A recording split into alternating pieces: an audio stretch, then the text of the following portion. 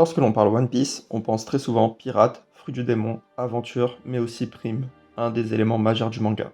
Combien de fois nous avons été surpris par ces simples chiffres? Et cela se comprend très bien. Les primes font partie de l'identité de l'œuvre. Salut, c'est Sancho, et voyons ensemble aujourd'hui l'importance des primes dans One Piece. Ouais, le titre de la partie est assez clair, mais je trouve vraiment cette idée fantastique. Je m'explique. Les primes dans One Piece ont été introduites dès le premier chapitre, avec notamment Iguma qui se vantait de valoir 8 millions de berry auprès de Shanks, qui valait à l'époque 1,40 milliard.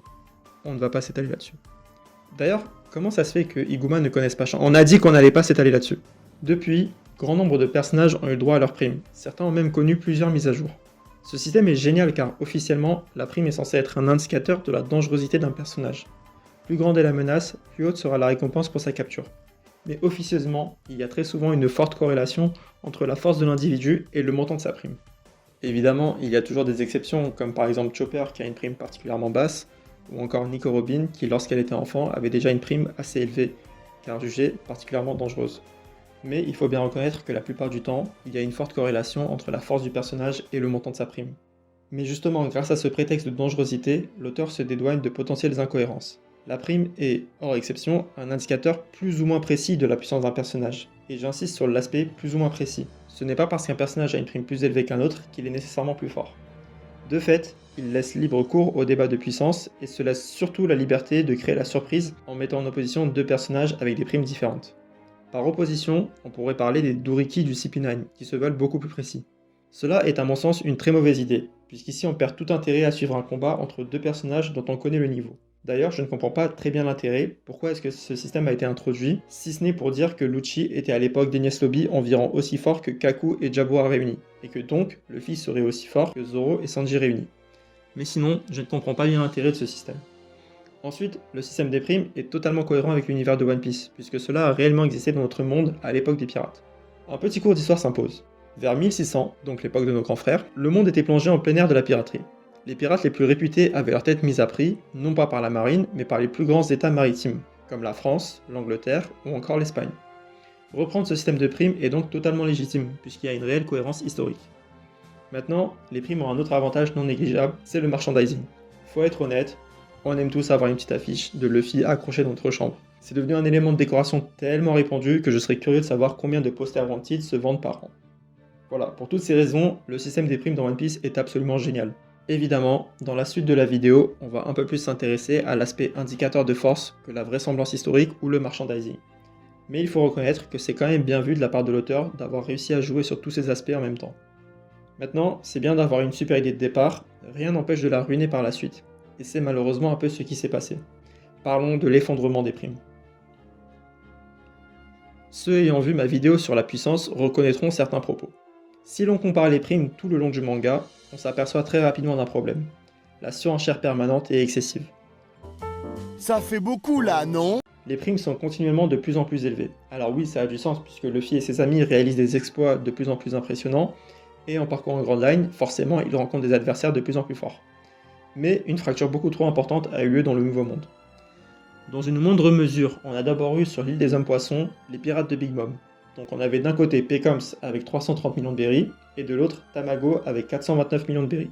Lorsque l'on compare ces deux personnages à Luffy, qui valait à l'époque 400 millions, on pouvait déjà être étonné.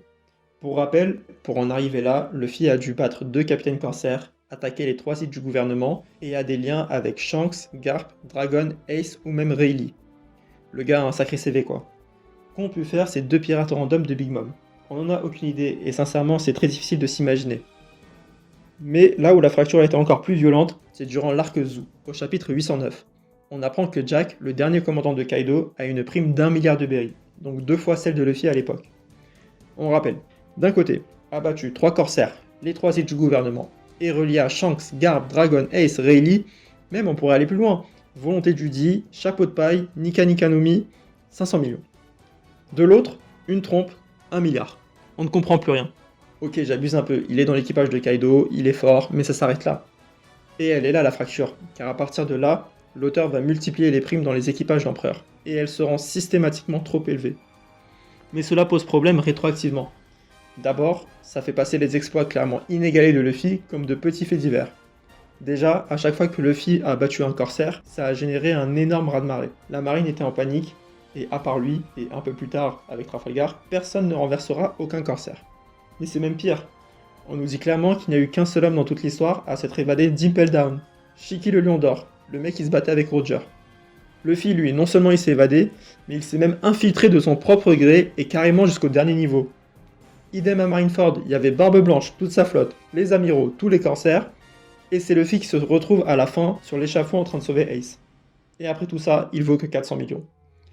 J'ai un peu du mal à me dire que la prime mesure la dangerosité. Mais en plus, c'est même pas comme si la prime mesurait la force. Certains personnages ont été introduits très tôt dans le manga, durant la première moitié de Grand Line. Et ces derniers sont censés faire partie des pirates les plus puissants de ce monde. Et dans certains cas, nous avons eu accès à leurs primes avant le Nouveau Monde. Et lorsqu'on compare ces primes à celles qu'on a eues après l'ellipse, ça ne tient absolument pas la route. Prenons Ace. Mettons de côté le fait qu'il soit le fils de Roger et tous les actes qu'il a pu commettre, parlons uniquement de sa force. Il était le commandant de la 2ème division de Barbe Blanche, ce qui a priori en dit long sur ses capacités. Sa prime nous a été révélée, 550 millions de berry, presque la moitié de celle de Jack. Ma question est simple. Si les primes ne mesurent ni la dangerosité ni la force, elles sont censées mesurer quoi?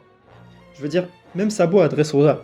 Il est chez les révolutionnaires, donc c'est un ennemi direct du gouvernement, et il est suffisamment fort pour tenir tête à Fujitora. Sa prime n'est que de 602 millions de berry. Comment ça se fait qu'il soit aussi bas comparé à Jack? Je pense personnellement plutôt que les primes ont perdu tout leur intérêt depuis le Nouveau Monde, à cause, encore une fois, de cette surenchère permanente et excessive. Comme dit avant, rétroactivement, cela pose problème. Les primes ont tellement perdu de sens qu'aujourd'hui, ce ne sont parfois que des jeux de mots. Prenons par exemple la dernière prime de Barbe Noire. Elle s'élève actuellement à 3 milliards et 996 millions. Alors je sais, on pourrait se dire que lorsque Brand New a voulu fixer la prime, il a proposé 4 milliards, puis il y a un mec chez le gouvernement qui a dit « Non gars, en vrai c'est trop, on n'a pas les moyens, retire 4 millions s'il te plaît ». En vrai ça aurait tellement pu se passer comme ça. Mais non, c'est juste Oda qui nous glisse un petit jeu de mots. 996 en japonais peut se lire Kokoro, donc cœur, et avec le 3 devant, cela signifierait que Barbe Noire a 3 cœurs. Voilà, on va vraiment pas s'étaler là-dessus. Le pire, c'est que Barbe Noire est loin d'être le seul comme ça. On peut appliquer le même principe à tous les empereurs et même à Roger. En réalité, les primes ont perdu toute consistance depuis cette explosion des chiffres. Et pourquoi Oda a fait ce choix? Je pense personnellement que c'est pour une unique raison. Il souhaite que la prime finale de Luffy, celle à la toute fin du manga, comporte le numéro 56. Étant déjà à 400 millions après l'ellipse, il ne souhaitait probablement pas s'arrêter à 560 millions, et a donc décidé de monter à 5,6 milliards. C'est profondément dommage, mais cela coïncide avec la prime de Roger qui est très légèrement en dessous. Luffy étant voué à le dépasser, il y a des chances qu'il finisse à 5,6 milliards. Et donc pour justifier que les primes soient aussi hautes à la fin du manga, il a décidé d'augmenter celles de tous les pirates du Nouveau Monde, au détriment du bon sens instauré durant la première moitié de l'œuvre. Bon, on a commencé par dire que les primes c'est génial, que c'était le meilleur système qui soit, puis on s'est acharné dessus. Essayons maintenant ensemble d'être entre les deux en proposant quelques pistes d'amélioration. Déjà, une première idée assez évidente serait de mettre en place un système de chasseurs de primes. C'est quelque chose qui manque cruellement dans le manga.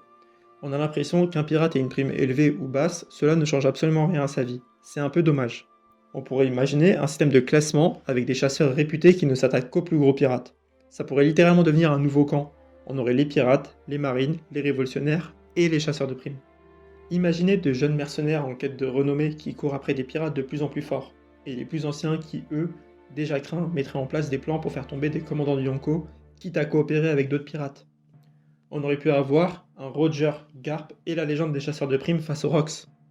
En plus d'enrichir l'univers, cela permettrait de se dire que plus la prime d'un pirate est élevée, plus ce dernier est en danger, ce que l'on ne ressent absolument pas. Une autre idée serait d'imaginer un système de diminution des primes, voire même d'effacement. Pourquoi pas envisager qu'un pirate, après un acte héroïque, puisse voir sa prime supprimée? C'est par exemple ce que demandait Rayleigh à Kizaru. Bon, là c'est parce qu'il est à la retraite et qu'il a un peu la flemme d'être poursuivi. Mais on pourrait imaginer un pirate voulant quitter la piraterie à la manière d'un capitaine Kuro. Le gouvernement pourrait alors lui proposer un contrat, lui retirer sa prime en échange d'un autre pirate. On pourrait alors voir des alliances marines-pirates, par exemple contre les Mugiwara. Pourquoi pas un seigneur Pink souhaitant se retirer de la piraterie et qui se verrait offrir une belle retraite avec sa famille en échange de la tête de Doflamingo. Enfin, une autre idée d'amélioration pour ceux à jour dans le manga, les autres un timecode apparaît pour éviter de vous faire spoiler. Parlons de Cross Guild. Je trouve le fait qu'ils aient mis des primes sur les marines absolument génial. Non seulement ça relance le merchandising, mais faut avouer que c'était hilarant de voir le culot de ces mecs. Mais l'auteur pourrait exploiter les primes sur les marines en allant beaucoup plus loin. Il pourrait poser de réelles réflexions éthiques. Les marines commençant à se faire traquer pourraient réaliser que ce système pousse les gens à être malhonnêtes et à trahir. C'est ce qu'on a déjà pu voir avec Robin lorsqu'il était enfant. Même du côté des civils, il pourrait se poser des questions. Certains marines qu'ils ont idolâtrés, comme par exemple Garp le héros, se voient du jour au lendemain traqués. Et si d'autres pirates étaient eux aussi respectables, mais qu'ils étaient recherchés? Et si celui qui fixait les avis de recherche n'était pas toujours juste? Cela pourrait amener à une remise en question du concept de prime. Est-ce moral de traquer quelqu'un contre de l'argent? Est-ce que cela ne contribue-t-il pas à de la violence et à de l'insécurité? Cela aurait tellement de sens avec la barbarie du gouvernement mondial que l'on a vu à de nombreuses reprises, par exemple avec les Buster Call. Tout ça serait vraiment intéressant, mais je n'y crois pas du tout. J'adorerais voir ce genre de choses, mais ça m'étonnerait sincèrement qu'Oda prenne cette direction. J'espère me tromper, car il y a beaucoup de choses à développer et à raconter. T'imagines, dans notre monde, on te fait des débats sur les enfants à l'école, doivent-ils pouvoir choisir entre être un homme ou une femme? Et dans One Piece, on n'a pas le droit à la moindre remise en question. C'est trop dommage. Enfin bon, concluons. Comme nous l'avons vu, les primes sont le fruit d'une idée absolument géniale, mais qui a malheureusement assez mal tourné. On a vu quelques pistes pour approfondir ce concept. Si cette vidéo vous a plu, n'hésitez pas à me faire part de vos idées à vous, à liker et à partager, et je vous dis à très bientôt.